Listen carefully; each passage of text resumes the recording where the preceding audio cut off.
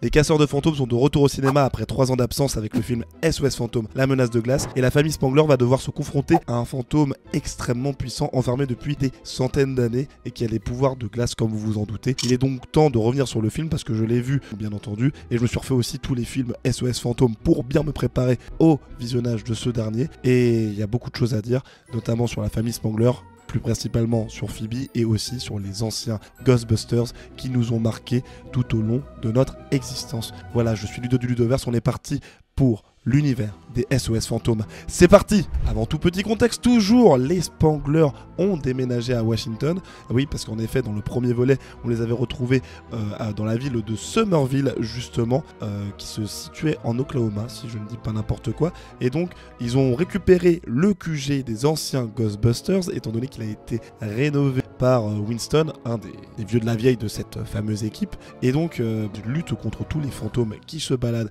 au sein même de New York. Et même si d'après le côté marketing, on a l'impression qu'on va se centrer sur Paul Rudd et notamment son personnage qu'il interprète, Robertson, si je ne dis pas n'importe quoi, eh bien c'est plus Phoebe qui sera au centre du film, comme lors du premier, appelé SOS Fantôme l'héritage ou SOS ou Ghostbusters Afterlife dans son nom original. Et notre petite Phoebe va être confrontée à pas mal de choses étant donné qu'elle va être interdite d'être casseur de fantômes car elle n'est pas majeure, elle n'a que 15 ans normalement dans le film, sauf qu'en parallèle une menace qui a des plus de centaines d'années, des millénaires peut-être, va se réveiller et va chercher à reprendre le contrôle de toute la planète en ouvrant notamment un portail qui connecte le monde des vivants au monde des fantômes. Voilà pour le petit résumé rapide. Maintenant on va s'intéresser à un personnage que j'ai présenté juste précédemment, Phoebe Spangler. C'est le cœur du film avant tout. Pourquoi? Parce qu'en fait c'est quelqu'un qui évolue, c'est encore une enfant.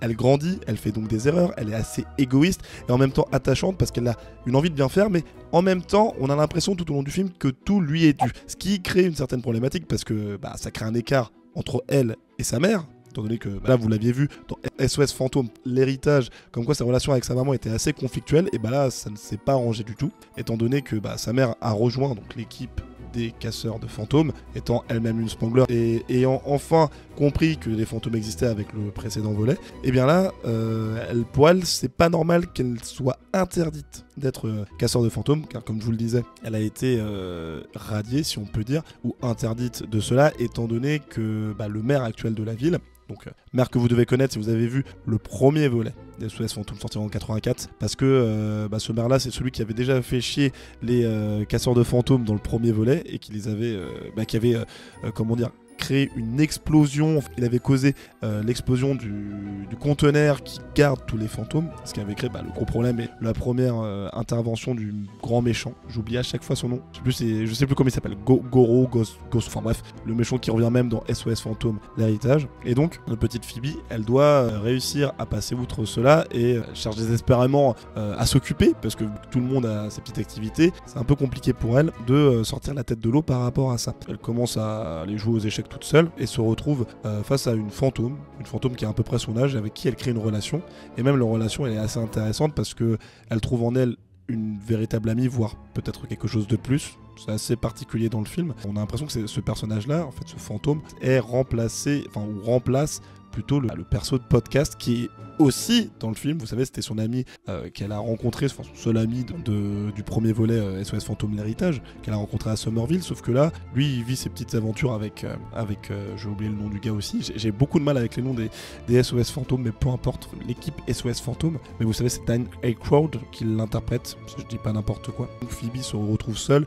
et c'est là qu'elle commence à créer des liens avec cette dite fantôme. Ça devient un peu sa zone de confort, car étant donné qu'elle est en conflit un peu avec tout le monde, et puis principalement sa mère et son beau-père, si on peut dire, donc interprété par Paul Rudd, même si il a cette image de bon pote dans le premier volet, au cours du film, ils vont rentrer en conflit à cause du comportement égoïste et ultra égocentré de Phoebe, ce qui va créer une tension et qui va aussi encore plus l'isoler par rapport au groupe. Elle va devoir évoluer par rapport à ça pendant le film, ce qui va la faire grandir et se rendre compte de ses erreurs aussi, parce qu'elle se considère comme un petit génie, l'héritière même de l'un des plus grands membres de SOS Fantôme, qui est décédé, son grand-père, vous le savez, dans le premier volet notamment. Et il est donc temps pour la petite Phoebe de redescendre. Et d'ailleurs, j'ai oublié de le dire que Phoebe est interprétée par McKenna Grace. Et McKenna Grace, je pense qu'elle va péter à un moment ou à un autre. Il faudrait peut-être qu'ils la mettent un peu plus en avant dans les films, la mettre un peu plus en avant dans SOS Fantôme, parce que bon, c'est Paul Rudd qui est sur tous les posters et qui est bien mis en avant, ainsi que Bill Murray notamment, mais c'est pas du tout ces deux-là qui sont les personnages principaux de cette histoire. Chose que j'ai bien apprécié aussi, c'est qu'ils commencent à développer du coup des nouveaux outils, des nouveaux gadgets, dans le sens où avant, dans les premiers Ghostbusters, on avait que la voiture Lecto 01 et puis je sais plus c'est quoi le truc de proton, je sais pas quoi, qu'ils ont sur le dos. Mais là, ils ont développé du coup de nouvelles technologies plutôt simplistes, hein, on peut tous faire ça, qui permettent d'attraper plus facilement les fantômes. Donc vous savez, vous avez une sorte de conteneur portable qui permet d'enfermer les fantômes dedans. Et bien, dans le premier, ils étaient servis d'une mini-voiture pour la déplacer et faciliter la capture des fantômes. Et bien là, ils ont aussi décidé de se servir d'une sorte de drone qui permet du coup d'attraper les fantômes qui volent, ce qui est pas mal du tout encore une fois. Sans compter, à un moment on voit une petite mobilette, une sorte de scooter, peu importe, dans lequel on peut retrouver énormément d'équipements permettant d'attaquer les fantômes, etc. Bref, on sent que ça se réinvente, que ça veut proposer de nouvelles choses, et c'est plutôt pas mal, et ça, on valide. Maintenant qu'on a parlé de Phoebe et des gadgets, on est en droit de se demander, est-ce que les anciens casseurs de fantômes sont si utiles que ça, ou est-ce qu'ils ont juste ce rôle de caméo? Eh bien, pour la plupart, ce n'est pas trop le cas. Je vous fais un petit rappel, qui est-ce qu'il y a dans cette fameuse équipe? On a Bill Murray qui joue Peter Venkman, on a Stantz qui est interprété par Dan Aykroyd, donc comme je le disais précédemment, et Ernie Hudson qui interprète Winston, le big boss entrepreneur plutôt, qui a rénové le QG, etc. Et pour la majorité de ces personnages-là, on va dire qu'il y en a 2 sur 3 qui sont utiles en termes scénaristiques et qui ont plus de temps d'écran, et il y en a un autre qui est bien mis sur le côté. Et donc celui qui est mis sur le côté, bien entendu, même si c'est pas si évident, là c'est Bill Murray. Malheureusement, on a l'impression qu'il est juste là pour amener les petites blagues, comme à l'époque des premiers SOS Fantômes, sauf que il ramenait aussi un peu de cœur dans le film, il avait de meilleurs liens avec les personnages, parce qu'il y avait aussi cette dynamique avec Sigourney Weaver, sauf que vu qu'elle n'est pas dans le film actuellement, ça apporte pas grand chose, et donc ils ont décidé de mettre Bill Murray de côté par rapport à ça, bien que ce soit l'acteur le plus connu de l'ensemble, du moins de l'ancienne époque. Mais vraiment ceux sur lesquels on va se concentrer, c'est Stantz et Winston, parce que Winston, pour moi, il a vraiment une utilité qui a été défini par le premier film SOS Fantôme, l'héritage, et c'est vraiment cool de le voir en action dans celui-là. En fait, sans lui, déjà, il n'y a pas les SOS Fantômes tels qu'on les connaît, parce qu'il rénove l'endroit, le QG de l'époque, comme ça ils peuvent vivre dedans et travailler en tant que casseur de fantômes, donc la nouvelle génération, la famille Spangler. Il s'occupe aussi de développer de nouvelles technologies pour pouvoir étudier les fantômes, pour pouvoir les capturer, trouver de nouvelles manières de les contenir. Bon, le conteneur, il est assez vieux, celui qu'on a vu dans SOS Fantôme, l'héritage, et même dans les anciens SOS Fantôme, c'est le même depuis 1984, et justement, ils en parlent aussi dans le film, comme quoi il arrive à saturation parce qu'ils ont pas virer les fantômes depuis cette époque, ils s'accumulent et ils arrivent forcément à un moment d'explosion. Et de l'autre, on a donc Winston qui est celui qui représente un peu le spectateur lambda, dans le sens où le spectateur qui a plutôt suivi les aventures des SOS Fantômes depuis 1984 et qui ne veut pas quitter cette aventure-là. C'est quelqu'un qui veut toujours casser du fantôme, qui veut toujours partir à la découverte, qui s'intéresse toujours à tout ce qui touche le mystique, les ectoplasmes, etc. Et en le voyant dans le film, on se dit que c'est assez touchant de le voir comme ça, parce que c'est vraiment le cœur de l'ancienne génération qui doit lâcher prise, mais qui ne le lâchera jamais prise, parce que c'est sa raison d'être, et c'est pour ça qu'il va continuer encore et encore. D'ailleurs, c'est même cet acteur-là, dont Dan Aykroyd, qui l'interprète, qui avait travaillé sur le script, sur tous les scripts en fait des films, il me semble, donc de tous les Ghostbusters. Il avait travaillé sur les premiers scripts plutôt des premiers films Ghostbusters 1 et Ghostbusters 2, sortis en 84 et 89. Et après, toutes les histoires se basaient sur ce qu'il avait développé à l'origine, donc en tant que scénariste, il avait travaillé avec d'autres personnes, etc. Et vraiment, le fait de le voir autant mis en avant dans le film, parce que pour moi, c'est vraiment... T'as Phoebe et t'as Aykroyd qui sont vraiment là pour amener un peu la dynamique et faire évoluer l'histoire tout au long de ces presque 2 heures de long métrage. Et franchement, laissez-le comme ça, continuez à le mettre en avant comme ça, parce que je trouve qu'il apporte beaucoup, il a ce côté touchant qui touche le public. Voilà, tout ce que je voulais dire. Après, pour ce qui concerne le reste du casting, je trouve qu'on est plus sur un délire un peu comique. C'est-à-dire que les autres personnages, ils sont là plus pour une aide rapide ou créer des facilités scénaristiques, mais à part ça, ils ne servent pas à grand-chose. Je pense notamment, encore une fois, à Paul Rudd, qui est là juste pour créer cette dynamique un peu cool, papa cool, qui essaie de se faire accepter par sa nouvelle famille ou ses nouveaux enfants, si on peut dire, et qui est juste là pour créer un certain lien, un certain effet miroir avec Phoebe. Et à part ça, il n'y a pas énormément de choses. Il a le côté comique, bien entendu. C'est aussi Paul Rudd, on va pas se mentir, la star, plus grosse star du moment des Ghostbusters, et c'est pour ça qu'il est autant mis en avant. Donc l'objectif c'est de ramener du monde grâce à lui, sauf que en termes d'histoire, il n'est pas forcément très intéressant,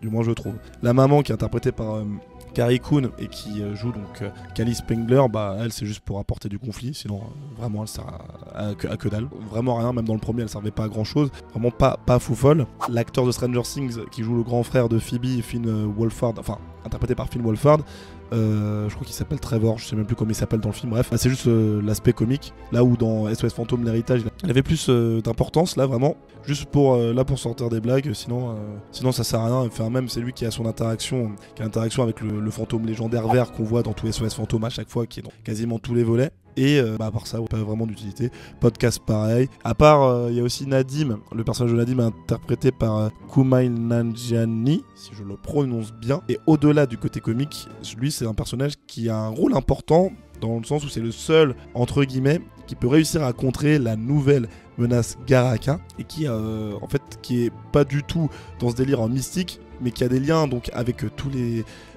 les personnes, enfin ses ancêtres sont des casseurs de fantômes, des chasseurs de fantômes, et il est là pour il découvre qu'il a des pouvoirs pour pouvoir les arrêter et qu'il les utilise pour pouvoir se battre. Je vous donne pas plus de détails pour éviter de vous spoil, mais voilà, et c'est plutôt un personnage cool à suivre, assez drôle et qui fonctionne plutôt bien. Ce qui me permet une transition toute trouvée concernant l'affrontement final contre l'ennemi de glace appelé Garaka, comme je le disais, parce que on a eu l'affrontement final avec cette créature là qui a été introduite donc dès le début du film, avec une scène d'introduction qui était folle, qui se passe en 1904, très cool, parce que là on comprend vraiment les pouvoirs de Garaka, sa capacité à geler, il y a un côté un peu effrayant qui fonctionne très bien d'ailleurs tout au long du film, et qui crée pas mal de jumpscares, etc. Et Garaka, on le voit pas avant la fin du film, on le voit vraiment vers la toute fin, mais il y a toute sa présence, toute sa mythologie, tout son lore qui est super intéressant et qu'il développe, qu'il démêle tout au long du film. Et ça fonctionne très bien, moi je trouve, pour créer une certaine appréhension par rapport à son arrivée. Et quand il arrive, on n'est quasiment pas déçu. Il a des pouvoirs phénoménaux, même si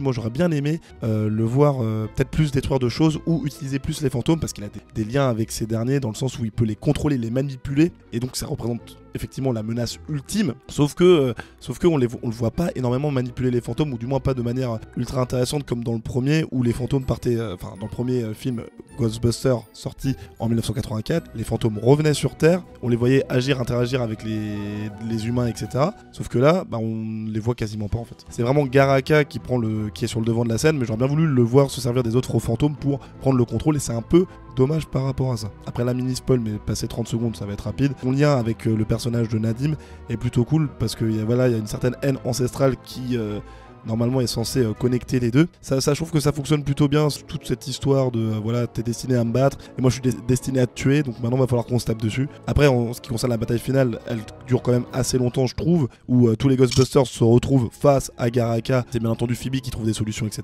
Mais on voit que chaque personnage a son utilité, même s'il y en a certains qui ne servent à rien, comme je l'avais présenté, hormis les Ghostbusters d'origine, Phoebe et Nadim. Après pour le reste, c'est pas forcément, ils sont pas forcément utiles, à part pour ramener des petites blagues, etc. Mais voilà, moi je vous dis, cette bataille était quand même cool. Et d'ailleurs, je comprends pas pourquoi il y a autant de haine contre ce film. Pour moi, il fonctionne. Enfin, si on sait à quoi s'attendre, si on sait ce qu'on va voir. Enfin, pour moi, Ghostbusters, je m'attendais pas à quelque chose d'exceptionnel, ou du moins quelque chose qui représentait un peu cette envie de voir la nouvelle génération se battre avec l'ancienne, cette créature Garaka, où là, je veux pas forcément qu'on me le montre, mais quand il arrive, je veux être quand même un tant soit pas impressionné. Et pour moi, ça a été le cas. Moi, je ne peux que vous recommander d'aller le voir si vous aimez bien l'univers de SOS Fantôme. Maintenant, petit classement rapide. Il faut toujours un petit classement des films Ghostbusters. Je tiens juste à préciser que je n'ai pas vu celui de 2016 avec tout le casting féminin, parce que il n'est pas dans la continuité, et c'est pas quelque chose qui m'intéressait énormément, sans plus, vu tout le torrent de critiques négatives qui s'était pris. Donc je ne le mets pas dans le classement, je vais prendre juste les 4 Ghostbusters où on retrouve en fait tout le casting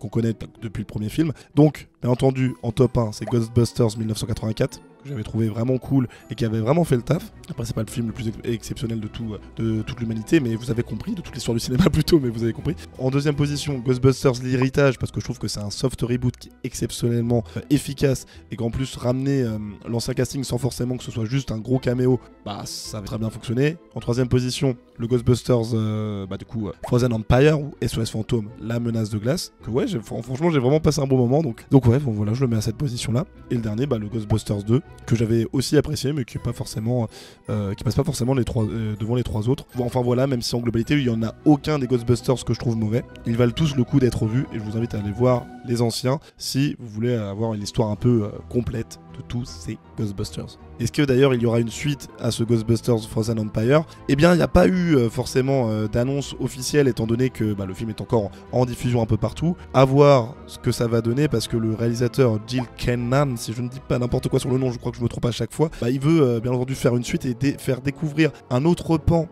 des casseurs de fantômes et des chasseurs de fantômes, etc., qui existent à travers le monde et même qui existent depuis des temps immémoriaux parce que, comme on a vu dans ce film, il y a des Ghostbusters qui sont là depuis très longtemps, qui sont pas exactement comme ceux qu'on connaît, mais qui ont d'autres capacités, d'autres manières de capturer les fantômes. Et donc ce serait super intéressant, moi je trouve, de voir ça mis en évidence, mais j'en parlerai vidéo ce qu'il y a après le futur de Ghostbusters, etc.